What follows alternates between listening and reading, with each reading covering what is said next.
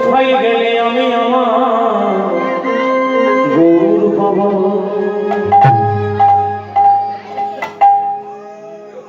গৌরাঙ্গ বিরহে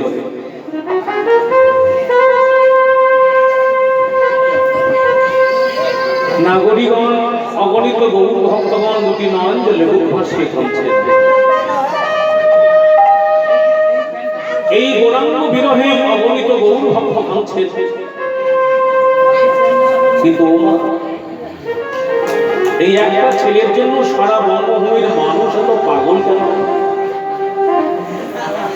কি আছে ওই ছেলেটার মধ্যে যে সারা বঙ্গভূমির মানুষ পাগল?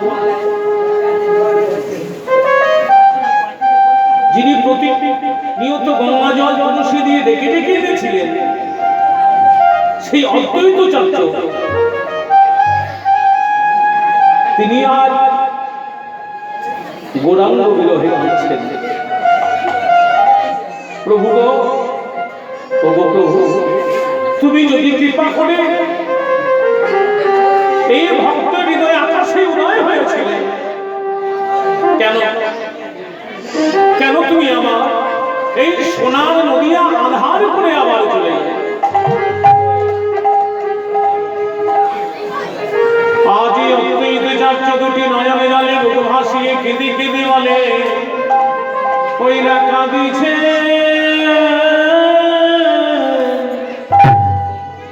অদ্বৈত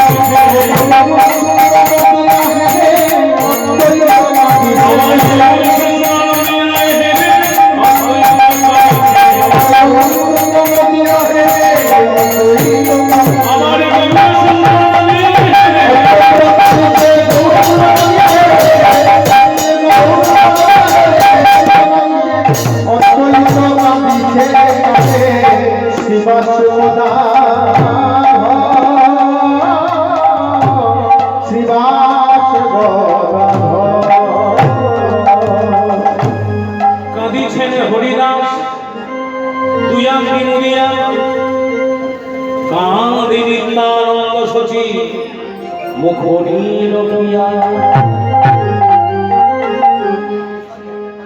নিতাই চা দুটি নয়নের লেবুর পাশে কাঁদছে এমন মধুর মধুর মধুর স্বরে এমন মধুর মধুর মধুর স্বরে মধুমাখা হরিনাম শোনাবে কে?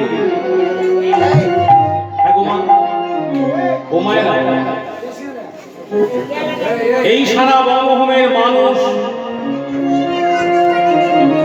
এই ছেলেটার জন্য পাগল কেন? কি এনেছিলেন আমাদের জন্য এই ছেলেটা? কি এনেছিলেন জানেন বাবা? আমাদের জন্য এনেছিলেন ভক্তি প্রেম। এই ভক্তি প্রেম তিনি পেলেন কোথায়?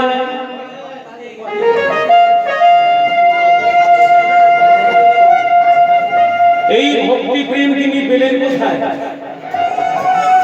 যে আমাদের এনে দিলেন? এই তো গোলককে অতি গোপনে ছিল, তাই না বাবা? তৃতীয় যোদ্ধায় অতি বিষ্ণু তেতায়াং জগতে মথ দাপরে পরিচর্যায় কলৌ তদ্ধরি হরিনাম সংকীর্তনম।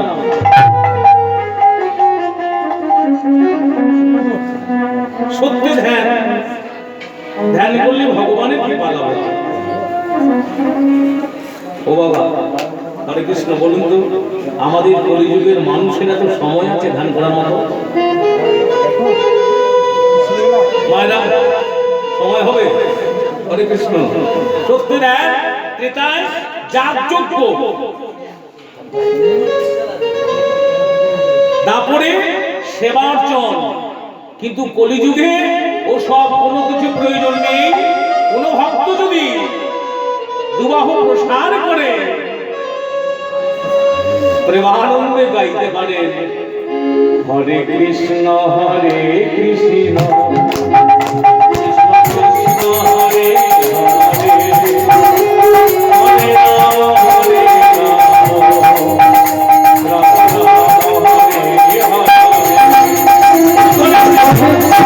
হরে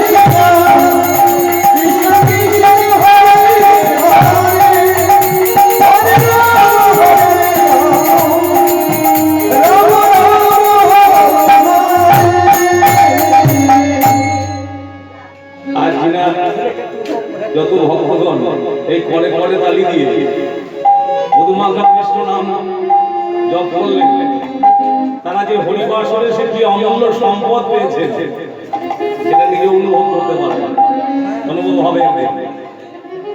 এই হরিবাসরে করতালি দিয়ে কীর্তন করেছিলাম, তাই গৌর হরি হরি। একবারে কৃষ্ণ নামে যত পাবে হরি তত পাবে হরি, তত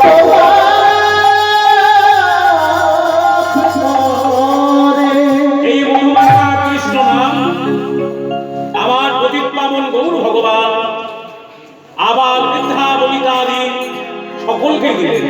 কিন্তু মা আমাদের যে এনে দিলেন পেলেন কোথায়? এই ভক্তি প্রেম আমার গৌর সুন্দর কোথায় পেলেন? কার কাছে পেলেন? আমার গৌর হরি এই ভক্তি প্রেম কোথায় পেলেন জানেন? এই ভক্তি প্রেম ছিল শ্রীমতী রাধারানীর চরণ তলে।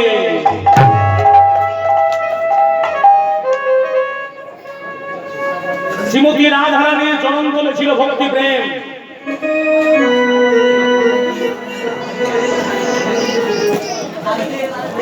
দ্বারকাধিপতি গোবিন্দ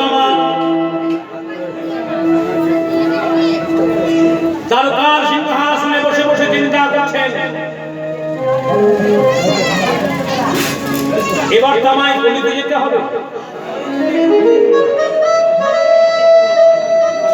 কিন্তু কি নিয়ে যাবো কলিতে? আমি এবার কলিতে যাবো, কিন্তু কি নিয়ে যাবো কলিতে? প্রতিদিন দুজন রাজমহিষী সত্যভামান করতে নিয়ে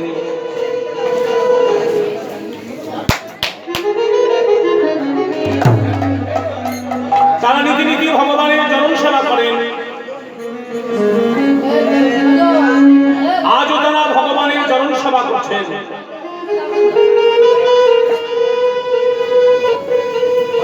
ভগবানের চরণ সেবা করতে করতে জানি না কখন যে দুপুরা চোখের জল ভগবানের চরণে পতিত হয়েছে।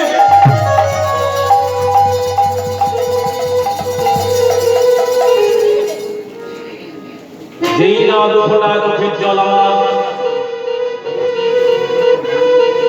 ভক্তের চোখের জল ভগবানের চরণে পতিত হয়েছে। হরে কৃষ্ণ, জয় মা।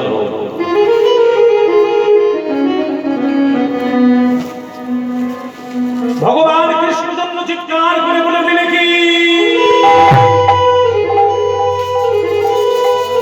একই রাজমহিষী তোমরা কাঁদছ, রাজঐশ্বর্য রাজপ্রাসাদ সবকিছু রয়েছে, তাহলে তোমরা এমন করে কাঁদছ কেন?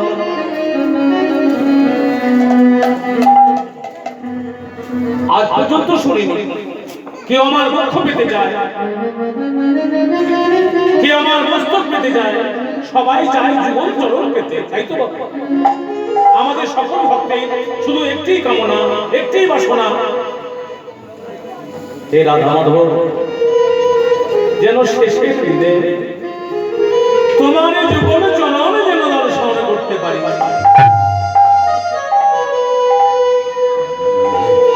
প্রত্যেক ভক্তের শুধু একটি অনুরোধ, শেষের দিনে যেন যুগল চরণ দর্শন করতে পারে।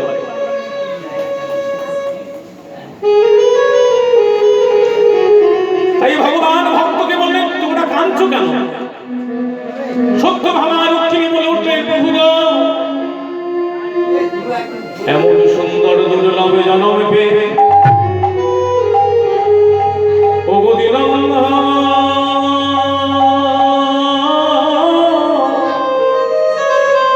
ওগো দয়াময়, এমন সুন্দর দুর্লভ জনম পেয়ে আমরা তোমার যুগল চরণ সেবা করিতে পেরে আমরা আনন্দে কাঁদি। যেই না বলছে আনন্দে কাঁদছি, ভগবান সত্য ভাবার তিনি কি বলে নাকি সম্ভব? আনন্দে কি কখনো কারো চোখের জল আসে? বলে দাও, বলে দাও আমায় কি এমন জিনিস যেটা অবলম্বন করলে আনন্দে চোখের জল আসে? ওগো বলে দাও, বলে দাও তোমরা কি এমন জিনিস সেটা অবলম্বন করলে আনন্দে চোখের জল আসে?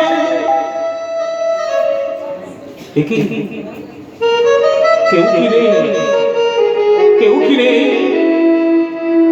আমায় বলে দেবেন এমন কি জিনিস যেটা অবলম্বন করলে আনন্দে চোখের জল আসে?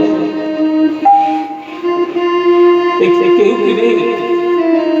এক পাশ থেকে বললেন প্রভু আমি বলবো কে?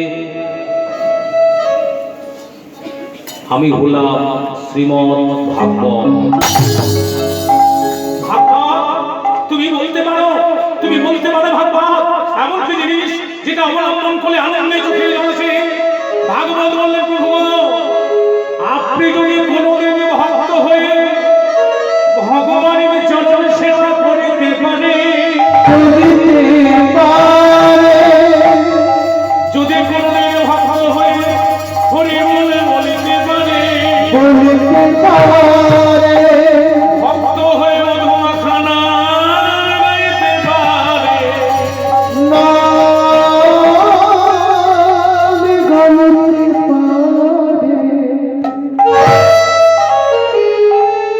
ওগো দীনবন্ধু যদি কোনো কোনদিন ভক্ত হয়ে মধুমাখা কৃষ্ণ নাম গাইতে পারে? ভাগবত, তুমি আমায় ভক্ত হতে বলছো? ভক্ত বড় শক্ত কথা। পণ্ডিত রইল বসে, গাছের ফল গাছে রইল, বৃদ্ধ পণ্য খসে। এর অর্থ তো কিছু বুঝলাম না, তাই না বাবা? ভক্ত বড় শক্ত, পণ্ডিত রইল বসে, গাছের ফল গাছে রইল, বৃদ্ধ পণ্য খসে। স্থাবর জঙ্গল কীট পতঙ্গ পশু পক্ষী কতবার কতগুলো জন্ম নিয়ে গৌর কৃপায় অবশেষে মানব জনম, বড় দুর্লভ জনম। ভক্ত বড় শক্ত, পণ্ডিত রইল বসে। এই পৃথিবী যেমন আছে তেমনই রহিবে, সুন্দর পৃথিবী ছেড়ে বিদায় নিতে হবে। পণ্ডিত স্বরূপ পৃথিবী, গাছের ফল গাছে রইল। ও মা, সেটা কি জানেন? যাহা কর্ম তাহাই ফল। যে যেমন কর্ম করবেন, এই পৃথিবীর মানুষ তাকে ততদিন বেশি মনে রাখবে। আপনি যদি একটা ভালো কাজ করেন, আপনি যখন থাকবেন না, গ্রামের সবাই বলবেন ওগো ওই মানুষটা ছিল, গ্রামের সবার উপকার করত, সবার বিপদে ঝাঁপিয়ে পড়তো, গরিব মানুষদেরকে দান ধ্যান করতো, কত হরিবাসন করাতো। যে কর্মগুলো করেছে সেগুলো এখন মনে পড়ে। এই কর্মস্বরূপ ফল থাকবে পৃথিবী। যেমন কর্মের জন্য মনে রেখেছি বিশ্বকবি রবীন্দ্রনাথ ঠাকুর, কর্মের জন্য মনে রেখেছি নেতাজি সুভাষ বোস, কর্মের জন্য মনে রেখেছি স্বামী বিবেকানন্দ, কর্মের জন্য মনে রেখেছি ঠাকুর শ্রীরামকৃষ্ণ। যাহা কর্ম তাহাই ফল। ওই কর্মস্বরূপ ফল থাকবে পৃথিবীতে। বৃদ্ধ পণ্য খসে, এ দেহ গৌরকে পায়ে এসেছে, এ দেহ আবার গৌরকে পায়ে চলে যাবে। নিতাই গৌর হরি হরি বল। তুমি আমায় ভক্ত হতে বলছো, আমার তো ভক্তিমতি নেই। ও বধূ, তোমার ভক্তিমতি রয়েছে বৃন্দাবনে। সেই বৃন্দাবনে রাধারানী চূড়ান্ত রয়েছে ভক্তি প্রেম। সেই ভক্তি প্রেম নিয়ে তুমি আগত কলিযুগে গৌর হবে, আর ভক্ত হয়ে কৃষ্ণ কৃষ্ণ বলে কেঁদে বেড়াবে। তাই ভাগবতের কথা শুনে, ওই ভাগবতের কথা শুনে রাজ ঐশ্বর্য রাজপ্রাসাদ সবকিছু পরিত্যাগ করে ছুটে চলে বৃন্দাবনে। বৃন্দাবনে গিয়ে রাধারানী চরণতলে বসে বসে বলছে, রাধে বিশ্বভানু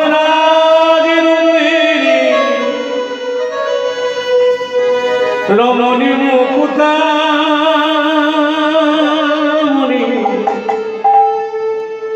অভিসারিণী রাধে বিনোদিনী।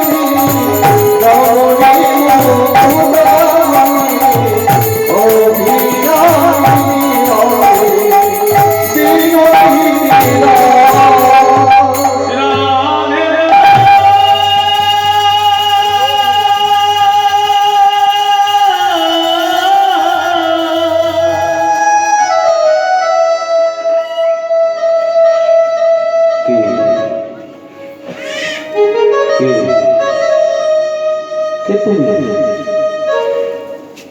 আমার নাম ধরে এমন করে চিৎকার করে ডাকছো, তোমার পরিচয় কি? আমি আমি তোমার বৃন্দাবনে প্রাণ বল্লভ, প্রাণ কানাই। অসম্ভব! তুমি আমার বৃন্দাবনের প্রাণ বল্লভ, প্রাণ কানাই কেন? তার তো গায়ের রং ছিল নবীন নীলত শ্যাম, কাজল ভরা মেঘের মতো তার গায়ের রং। এই গৌর বদন হলো কি করে?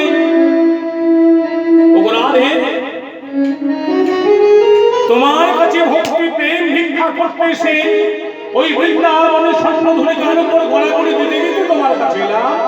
বৃন্দাবনের সে রয়েছে ভক্ত পদরজ, সেই ভক্ত পদরজ স্পর্শে আমার কালো ও গৌর হয়েছে। বধূ, এই না আমি তোমায় ভক্তি প্রেম ভিক্ষা দিলাম, কিন্তু বধূ আমার একটা অনুরোধ তুমি দেখো। বধূ, তুমি যখন ভক্তি প্রেম নিয়ে নদিয়ায় যাবে, যেদিন তুমি কৃষ্ণ কৃষ্ণ বলে কাঁদবে, ওই নদিয়ার মাটিতে কত গড়া গড়ি দেবে, গড়া গড়ি দেবে ও প্রাণে। বধূ গো,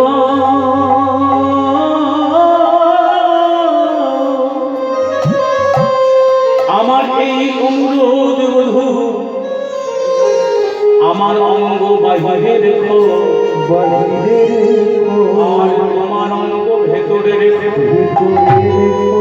ও গো প্রাণে বধূ, যখন তুমি বৃন্দাবনের মাটিতে ওই নবদ্বীপের মাটিতে কৃষ্ণ কৃষ্ণ বলে কাঁদবে, যেন তোমার অঙ্গে লাগে না গো, অঙ্গে লাগে না গো, অঙ্গে লাগে না গো, অঙ্গে লাগে না গো,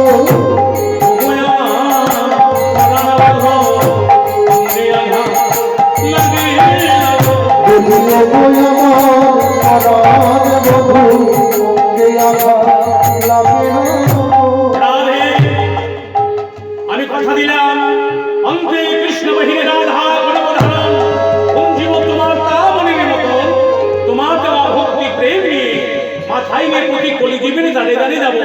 আর কি বলবো জানো? ও বধূ, বলো না, কি বলবে? শুনবে না? বলবো হেলাই রকম হারায় নাম। শুধু একবার না, ও হরি হরি বল পদরে,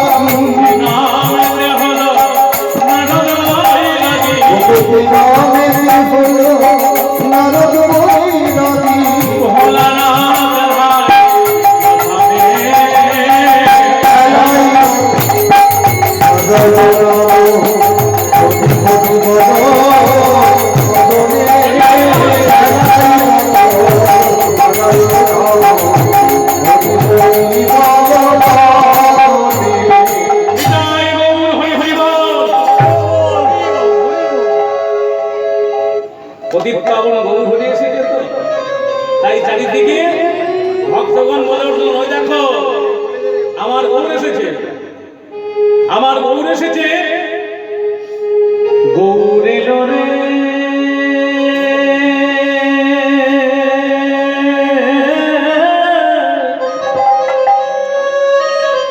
সোনারি নদিয়া,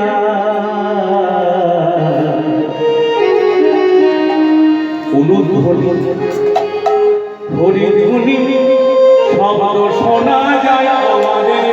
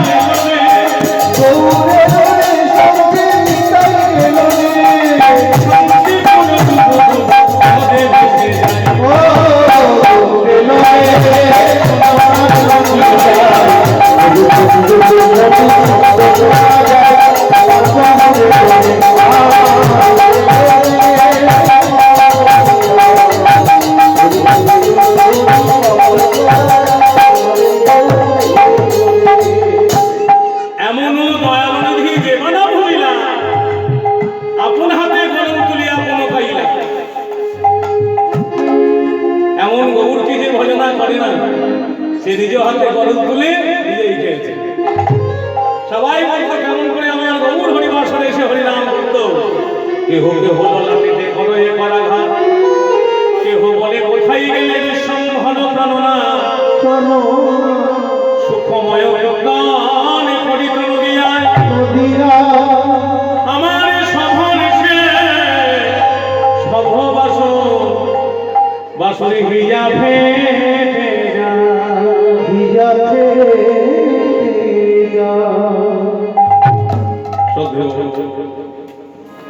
সমবেত সাধুগুরু বৈষ্ণব, শ্রদ্ধেয় সমবেত কৃষ্ণ ভক্তমণ্ডলী এবং কৃষ্ণ ভক্তিমতী মায়েরা, অনন্ত বিশ্ব ব্রহ্মাণ্ডে ৩৩ কোটি দেবদেবীর চরণে আমার শতকোটি দণ্ডবত প্রণাম। অনন্ত বিশ্ব ব্রহ্মাণ্ডে অনন্ত কোটি কৃষ্ণ ভক্ত, কৃষ্ণ ভক্তিবতী মায়েদের চরণে আমার কোটি কোটি দণ্ডবত প্রণাম। অনন্ত বিশ্ব ব্রহ্মাণ্ডের সাধু গুরু ব্রাহ্মণ বৈষ্ণব সকলের চরণে আমার কোটি কোটি দণ্ডবত প্রণাম। যিনারা এই মহতী হরিবাসর আয়োজন করেছেন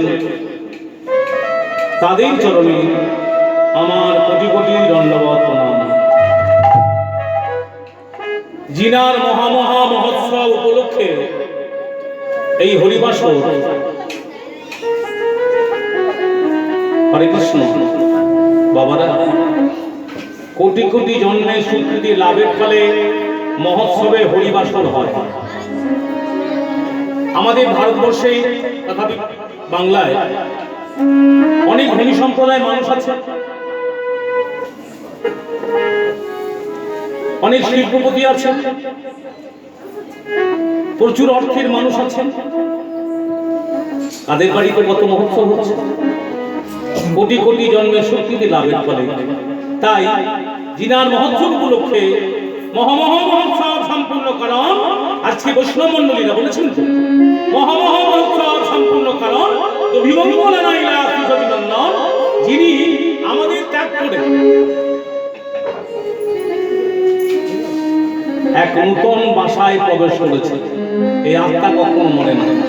যেমন জামা কাপড় পুরনো হয়ে গেলে বা ছিঁড়ে গেলে সেটা পরিত্যাগ করে নতুন পরিধান করি, তত্র এই খাঁচার ভেতর যে অচিন পাখিটা যতক্ষণ দেখবে খাঁচাটা সুন্দর আছে, থাকার জায়গা হবে, থাকবে ততক্ষণ দেখবে খাঁচায় আর থাকা যাচ্ছে না। খাঁচার ভেতর অচিরে পাখি কেমনে আসে যায়, তারে ধরতে পারলে মনে বেরিয়ে দিতাম পাখির। তাই যিনি আমাদের ছেড়ে পরম পুরুষ শ্রী শ্রী রাধা মাধবের শ্রীচরণে তার আত্মা যেন স্থান পায়, তার জন্য সকলের কাছে অনুরোধ, দুবাহু প্রসার করে একবার বলুন প্রেমানন্দ নিতাই। আজকে ভজনের বিষয়বস্তু হবে নিমাই সন্ন্যাস। পতিত পাবন গৌরহরি, নবদ্বীপ বিহারী গৌরহরি 1406 ফাল্গুন শনিবার সিংহ রাশি আশ্রয় করে নবদ্বীপ বিহারী গৌরহরি এলেন সতীমায়ের গর্ভে। সেই দিনটি ছিল কি ফাল্গুন পূর্ণিমা তিথি, তার সঙ্গে হলো কিনা পূর্ণ চন্দ্রগ্রহণ। এতক্ষণ আলোতে আলোকিত নয় জগৎ, হঠাৎ চন্দ্রগ্রহণ হলে হলো অন্ধকার। কেন? আমার পতিত পাবন গৌরহরি অন্ধকারকে আশ্রয় নিয়ে এলেন কেন? অন্ধকারকে আশ্রয় নিয়ে কেন এলো জানেন বাবা? আমার এই গৌরহরি জানেন এই ভক্তি প্রেম দিয়ে ভক্তির আলো জ্বালিবে বলে, ভক্তির আলো জ্বালিবে বলে, ভক্তির আলো জ্বালিবে বলে, ভক্তির আলো জ্বালিবে বলে আমার গৌরিলে অন্ধকারে ভক্তির আলো জ্বালিবে বলে, আমার গৌরিলে অন্ধকারে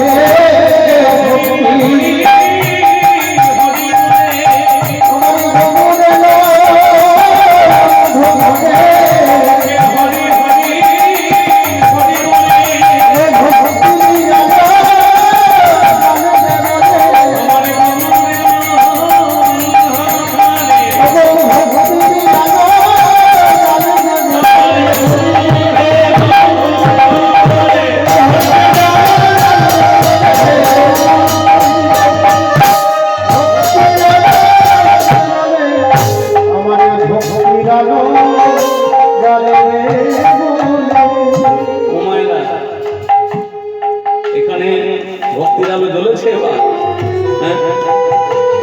হরে কৃষ্ণ। এইরূপ ভক্তি ছাড়া কি প্রেমের ঠাকুর আসে? না ডাকলে তিনি আসে?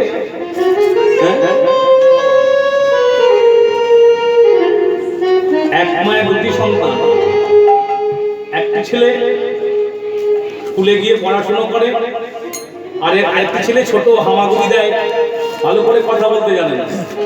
মা আমার বাড়ির দোতলায় কাজকর্মে ব্যস্ত। এমন সময় ও স্কুল থেকে ছেলেটি বাড়ি এসে ছোট ভাইকে জিজ্ঞাসা করছে, মা কোথায় রে? এই মা কোথায়? ছোট ছেলে কিছু বলতে পারছে না, কথা তো বলতে জানে না। দাদা এসেছে তো বলে উ উ উ উ, এই বল বুঝতে পারছি না, মা কোথায়? আমার বড় ক্ষুধা পেয়ে উ। তাই ক্ষুধার জ্বালা সহ্য করতে না পেরে এক থাপড় মেরে বলে, এই বল। যেই না এক থাপড় মেরেছে ছোট্ট ছেলেটি, যেই না এক থাপড় মেরেছে ছোট্ট ছেলেটি মা মা বলে কেঁদে উঠেছে, মা মা বলে কেঁদে উঠেছে। যেই না মা মা বলে কেঁদে উঠেছে,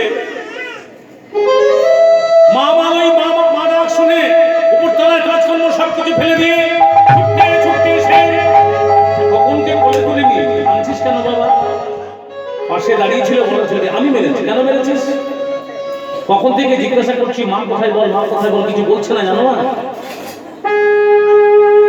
মা আমার হাসতে হাসতে বলছে, হ্যাঁ রে খবর, এই খবর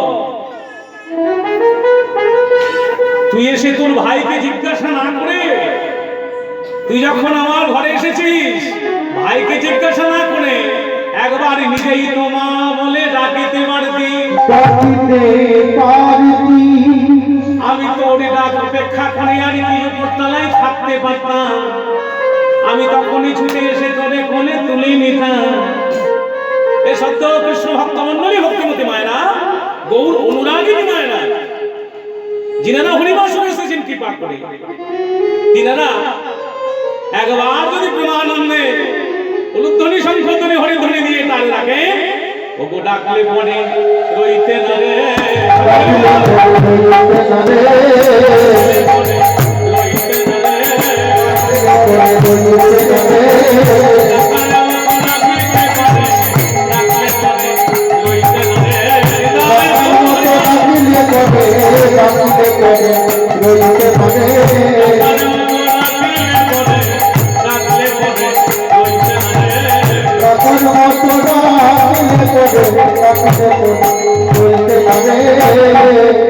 তাই থাকতে পারলেন না ভগবান, নেমে এলেন ধরণীর বুকে। ভক্তি প্রেমের বীজ রোপণ করবে বলে সঙ্গে নিলেন কে? দাদা নিতাই। দাদা নিতাইকে সঙ্গে করে কলিজীবকে কৃষ্ণ নাম দেবার অঙ্গীকার করলেন। এই কলিজীবের উদ্ধারের একমাত্র পথ হলো কৃষ্ণ নাম। প্রতিজ্ঞা করলেন কলিযুগে অস্ত্র ধারণ করবে না, হরি নামই হবে প্রধান অস্ত্র। তাই কৃষ্ণ নাম দেবে, সঙ্গে নিলেন তাকে দাদা নিতাই। দাদা নিতাইকে ডেকে ডেকে বললেন, দাদা গো, ও দাদা শোনো না, শোনো শোনো নিতাই,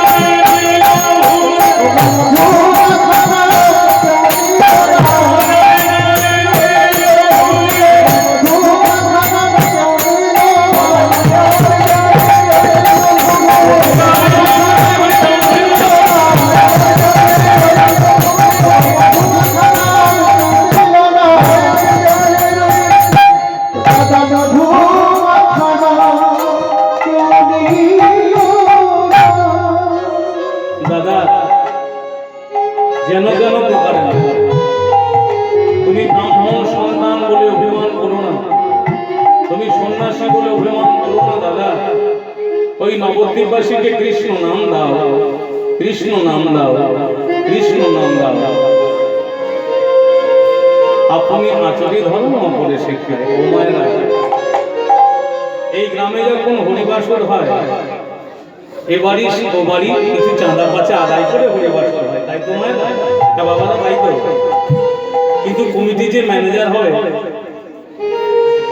বাড়িতে গেল একবার চাঁদা দিল না, দুইবার চাঁদা দিল না, তিনবার চাঁদা দিল না। কমিটির কাছে এসে বললো, শোনো ওই বাড়িতে আর যাবো না, চাঁদা দিচ্ছে না। অভিমান হলো, কিন্তু হরিবাস করে অভিমান নয়। অভিমান শূন্য নিতাই যাকেই দেখে তাকেই বলে হরিবাস।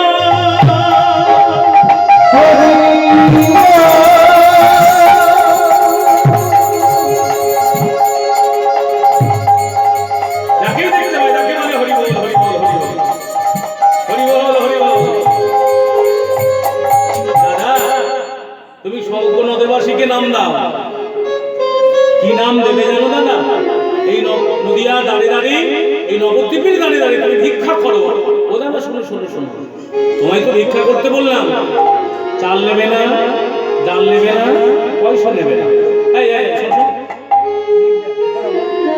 তুই আমায় ভিক্ষা করতে বলছিস, আবার বলছিস চাল নেবো না, ডাল নেবো না, পয়সা নেবো না, সেটা আবার তোমার ভিক্ষা দেবে। দাদা শুনবে, শুনবে আমি তোমায় কি ভিক্ষা করতে বলছি? তোমারা শুনুন মন দিয়ে, কি ভিক্ষা?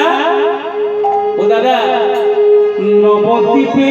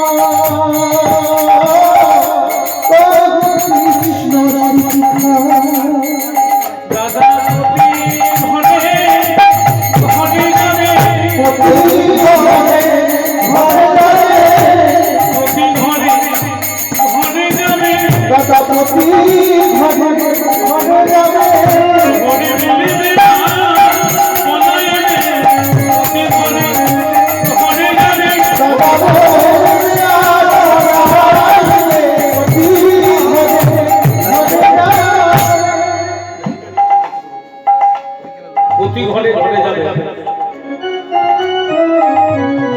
তুমি বলবে বলা। তাই নিতাই যান সঙ্গে হরিদাস ঠাকুরকে সঙ্গে নিয়ে, হরিদাস ঠাকুরকে সঙ্গে নিয়ে গেলেন কোথায়? নাম দিতে, নগর পরিক্রমা করে। নগর পরিক্রমা করতে গেলেন। লাইনটা ডিস্টার্ব করছে, প্লাগটা অর্গানের প্লাগটা অর্গানের প্লাগটা ওইটা ঠিক করে প্লাগ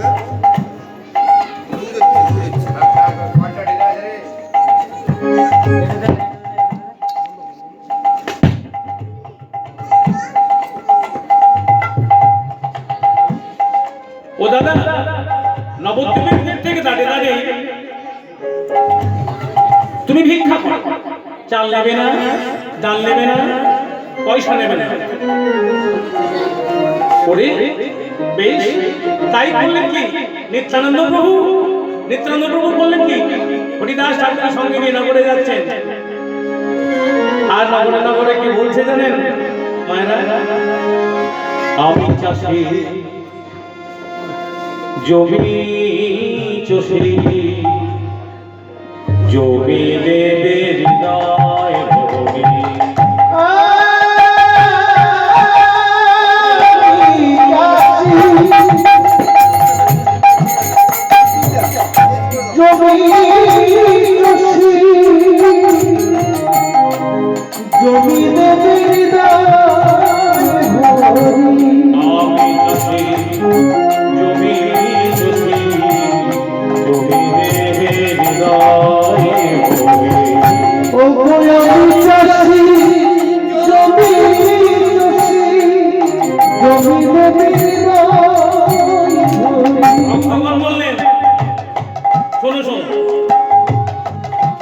তুমি যে চাষি বলছো, হ্যাঁ তোমার লাঙ্গল আছে, চাষ করবে কি করে?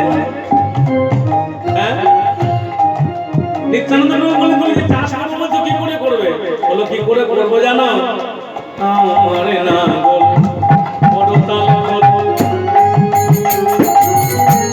পিঠি ধান হরি না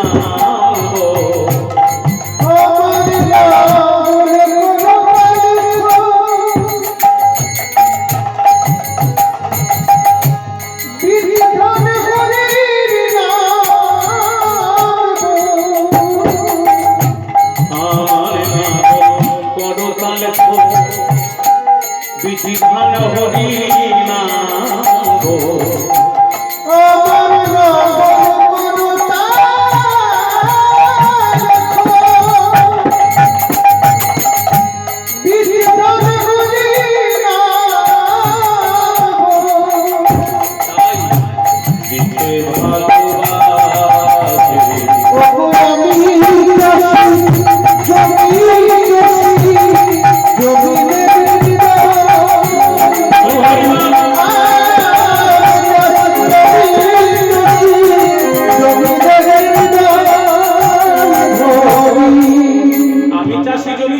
আমার নাগল করতাল বলে আর বিধান হরি নাম বল সবাই মিলে।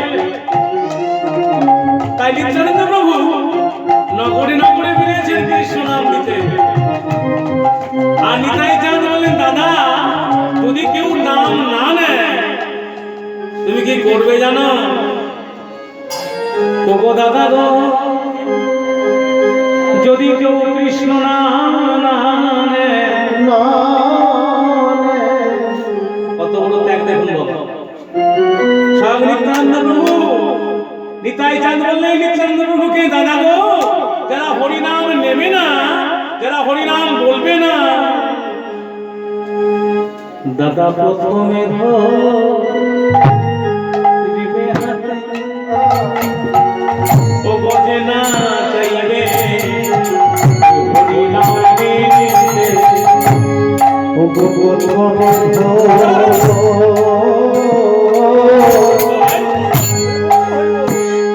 ধরিবে হাতে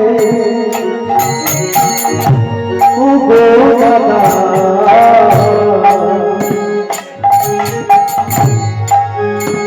অতি যত্ন করে হরির নাম না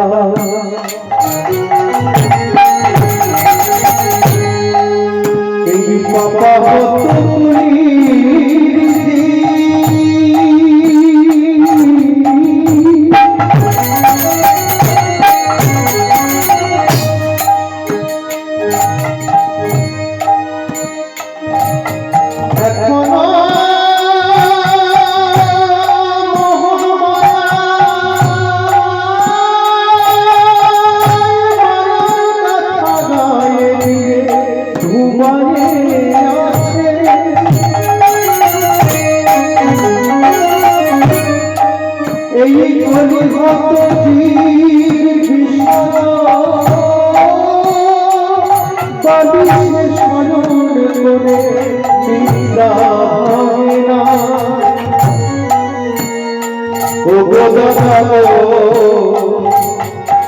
এদের ধরে ধরে পাবে ধরে হরিনাম বলে যে না চাইবে নাম নিয়ে ও কমে ধরিবে হাতে দাদা বলাবে হরি বলাবে হরি দাদা বলাবে হরি বলাবে হরি ও তার হাতে ধরে পায়ে বলাবে হরি হাতে ধরে পায়ে পড়ে বলাবে হরি ধরে পায়ে বলাবে হরি হাতে ধরে বিনয় করি হরি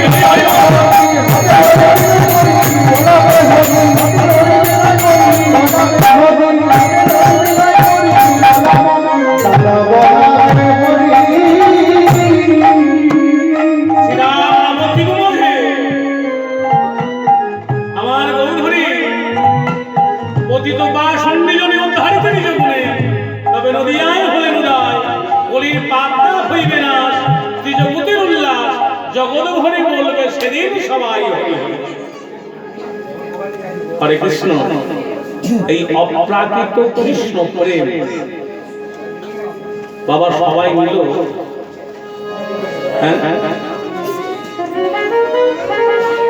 কেউ নিল কেউ নিল না। একবার যদি কেউ ভুলেও কৃষ্ণ বলে, কোন ভক্ত যদি ভুল করো রাস শব্দ উচ্চারণ করে, ভগবান তার পিছনে গিয়ে দাঁড়ায়, কতক্ষণে সেই ভক্ত ধার শব্দ উচ্চারণ করে।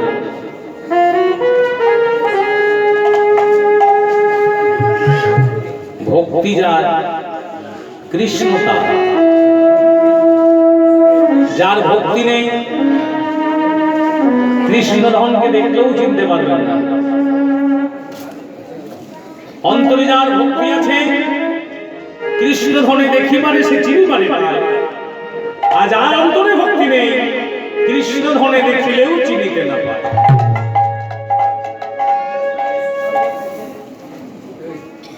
এই আমার ঘর, আমার বাড়ি, আমার গাড়ি, আমার বাড়ি, আমার ছেলে সব আমার।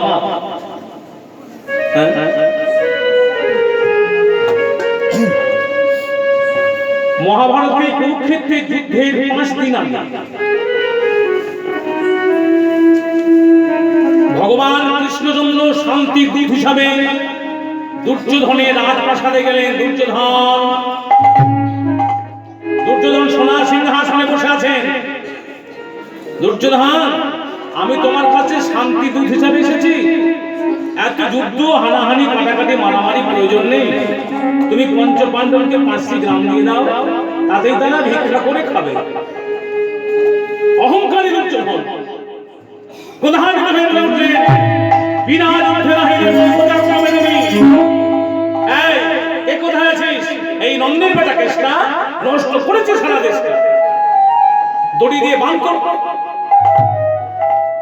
রাজা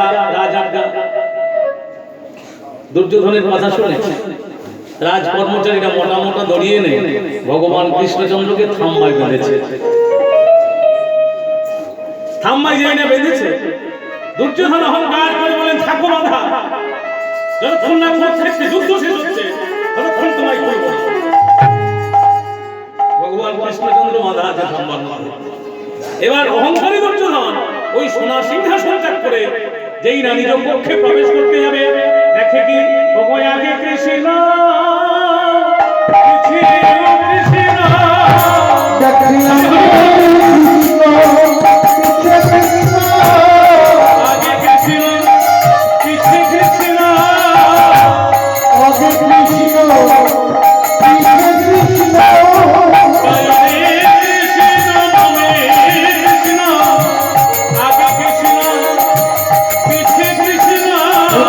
Hare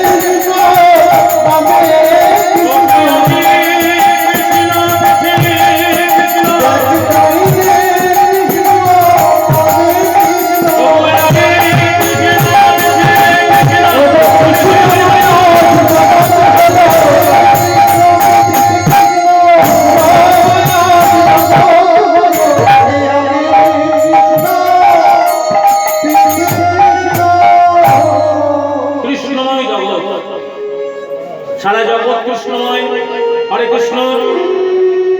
তাই করলেন কি, সমস্ত নগরবাসীকে নাম দিয়ে শ্রীবাসাগীনায় প্রভু যখন কীর্তন করতেন, ওমা বাবারা শ্রীবাসাগীনার দরজাটি হতো বন্ধ। হ্যাঁ, শ্রীবাসাগীনা দরজা যতক্ষণ বন্ধ না হচ্ছে ততক্ষণ তো কৃষ্ণ নাম হবে না। হরে কৃষ্ণ। এই শ্রীবাসাগীনা দরজা বন্ধ করুন। জ্ঞান যোগ, কর্মযোগ, ভক্তি যোগ, সবাই নিশ্চয়ই গুরুকরণ করেছেন। সবাই গুরুকরণ করেছেন। আস্তে আস্তে এই অপরাজিত কথা গুরুকরণ করবেন কেন? গুরু কৃষ্ণ রূপ হলো শাস্ত্র প্রমাণে, গুরু রূপে কৃপা তিনি করেন ভক্তগণে।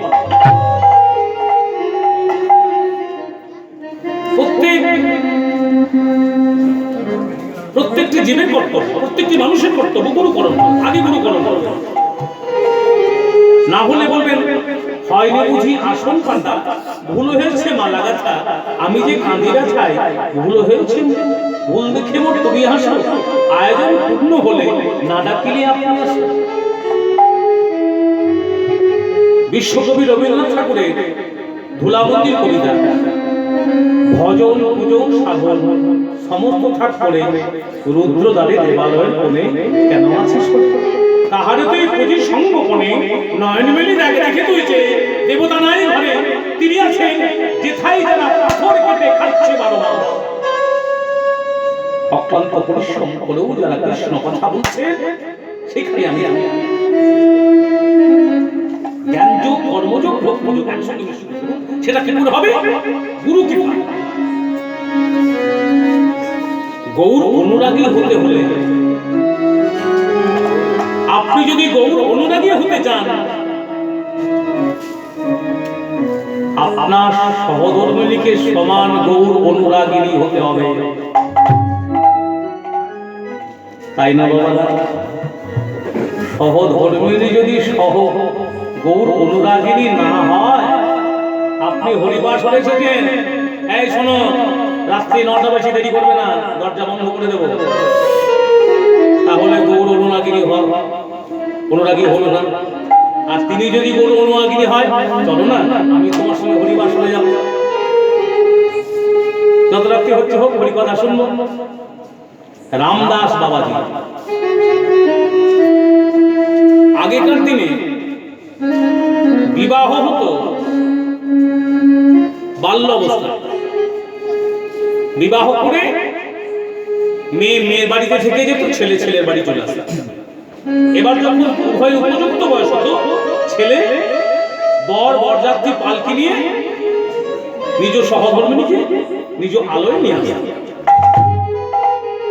আর সেইরূপ রামদাস বাবাজি বিবাহ করে দেখতে দেখতে উপযুক্ত বয়স হলো, উপযুক্ত সময় হয়েছে, তাই রত্নমালা, রামদাস বাবাজির স্ত্রীর নাম হলো রত্নমালাকে আনতে গেলেন। পালকি বরযাত্রী নিয়ে বউ নিয়ে আসছে ঘরে, মহানন্দ। যেমন এই পথ দিয়ে পেরোতে যাবেন, দেখলেন অনেক লোক বসে আছে, দাঁড়া পালকিটা যাত্রা। রামদাস বাবাজি পালকিটা নামান, তাহারা পালকি নামিয়েছে, দেখলেন মাঝে একজন সাধু বাবা কি যেন ভক্তি তত্ত্ব কথা প্রকাশ করছে। এই সাধু বাবার নাম কি জানেন? শ্রীবাস আচার্য প্রভু। শ্রীবাস আচার্য প্রভু ওই ভক্তদের বললেন, ওরে ওই পালকির মধ্যে যে ছেলেটি বড় বেশি মনে বসে আছে, আমার মনে হয় ওই দেহটা, ওর দেহটা সংসার সেবার জন্য ভগবান তৈরি করে না, ওই দেহটা গৌর সেবার জন্য তৈরি করেছে। এই কথাটা শ্রবণ করলেন রামদাস বাবা। শ্রবণ করে ঘরে গেলেন। ঘরে গিয়ে দেখতে দেখতে সেই শীতের রাত্রি, যে রাত্রি প্রত্যেকটি ছেলে মেয়ের জীবনে খুব শীতের রাত্রি, বড় শীতের রাত্রি, কুলসজ্জা রাত্রি, নববধূ ঘরের মধ্যে বসে আছেন। এমন সময় রামদাস বাবাজি ঘরের মধ্যে প্রবেশ করে বলেন, রত্নমালা, রত্নমালা, তোমার কাছে আমি একটা জিনিস চাইবো, তুমি দেবে? রত্নমালা বলেন, স্বামী গো, আপনি আমার ইহকাল, আপনি আমার পরকাল, বলুন কি চাই? রত্নমালা, রত্নমালা, আমি গৌর ভজনের অনুমতি চাই, আমি গৌর সেবা করতে চাই। আজকে রাত্রিবেলা আমি গৌর ভজনের পথে চলে যেতে চাই। রত্নমালা দুটি নয়ন তুলে বুক ভাসে স্বামীর চরণ তুলে কেঁদে বললে, স্বামী, স্বামী গো, না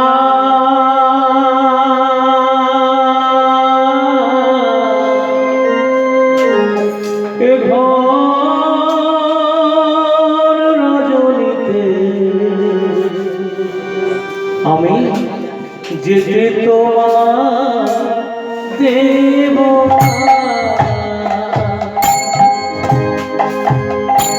এ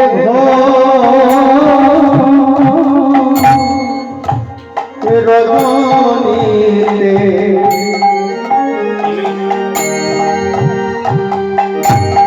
যেতে তোমার দেব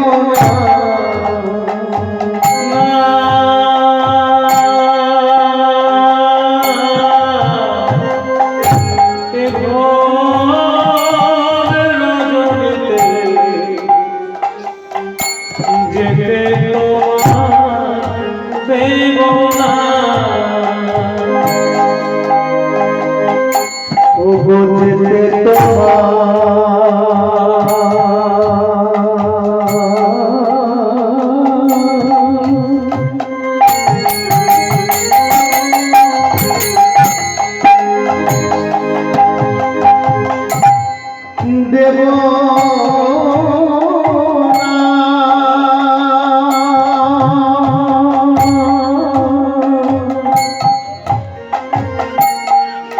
যেতে তোমায় দেব না, ও স্বামী, যেতে তোমায় দেব না।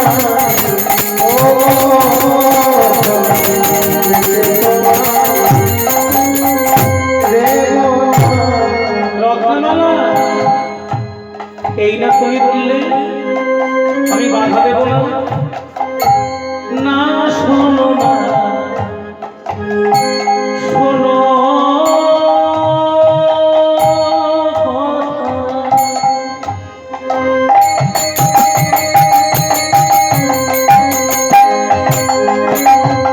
না, শোনো না,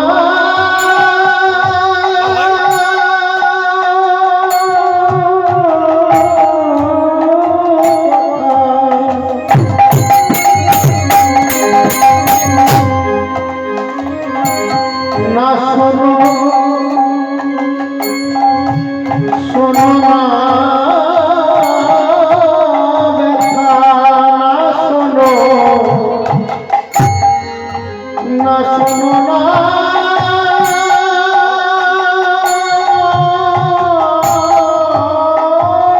কথা,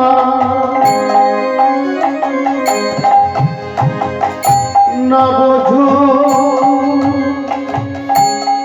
বোঝো না ব্যথা, আমি এ বিবাহ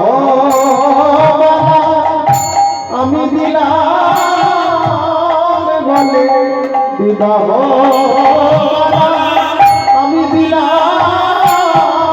বলে, কিন্তু ভজনে বাধা দেব না, ভজনে বাধা দেব না,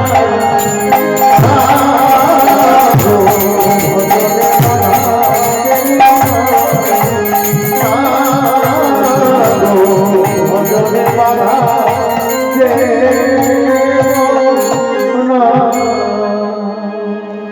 না জানি এই রাত্রি বনে বনে কত বাঘে বাঘের ভয়, বনে কত সাপের ভয়। এই রাত্রিটা কোনো মতে কাটিয়ে পরদিনে প্রত্যুষে তুমি গৌর ভজনে যাবে, কৃষ্ণ ভজনে যাবে। স্বামী গো, আমি তোমায় বাধা দেব না। রত্নমালা, রত্নমালা না, আমি যদি রাত্রি যাপন করি তাহলে তো আমার আর গৌর ভজন হবে না।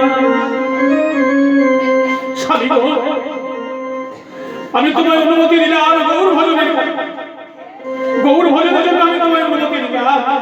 কিন্তু স্বামী, তুমি যতক্ষণ না ফিরে আসবে তোমার দেওয়া মালা নিয়ে আমি দাঁড়ে বসে বসে আমি গৌর ভজন করব, আমিও কৃষ্ণ ভজন করব। রামদাস বাবুজি বললেন, রত্নমালা এই না হলো সহধর্মিণী, বিষ্ণুপ্রিয়া ছিল বলতেই আমার গৌর হরি।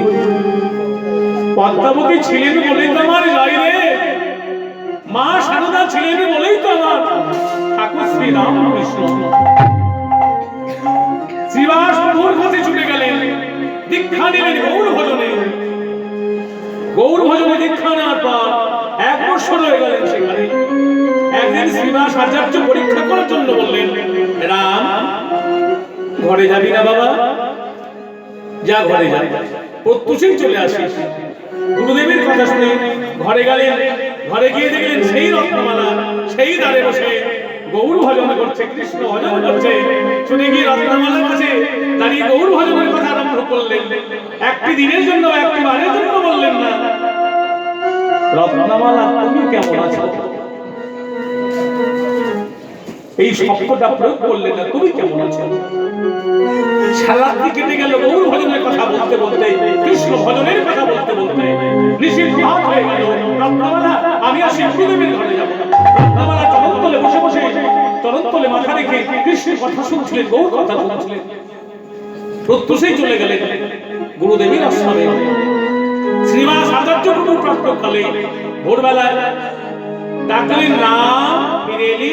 গুরুদেব, আমায় একটি তৈলমর্দন করে দিবি বাবা, আমি স্নান করতে যাব। তাই রামদাস বাবাজি হাতে তেল নিয়ে গুরুদেবকে তেল মাখাতে যাবে, গুরু সেবা করতে যাবে। এমন সময় লোকনাথ প্রভু আঙিনায় হাত দিতে দিতে ওই রামদাস প্রভুর পিঠে ঝাঁটার বাড়ি মেরে বলে, এ কি করছিস? এই অবস্থায় গুরু সেবা করতে? তুই না ঘরে গিয়েছিলিস? তুই না ঘরে গিয়েছিলিস? ঘরে গিয়ে তোর অঙ্গে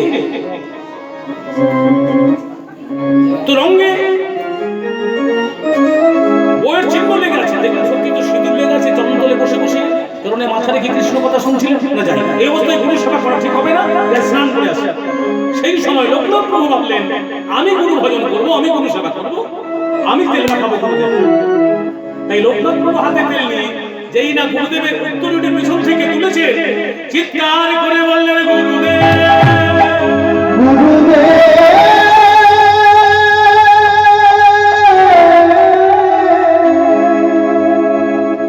গুরুদেব কে আপনাকে এমন করে কে ঝাঁটার বাড়ি মেরেছে? গুরুদেব বললেন,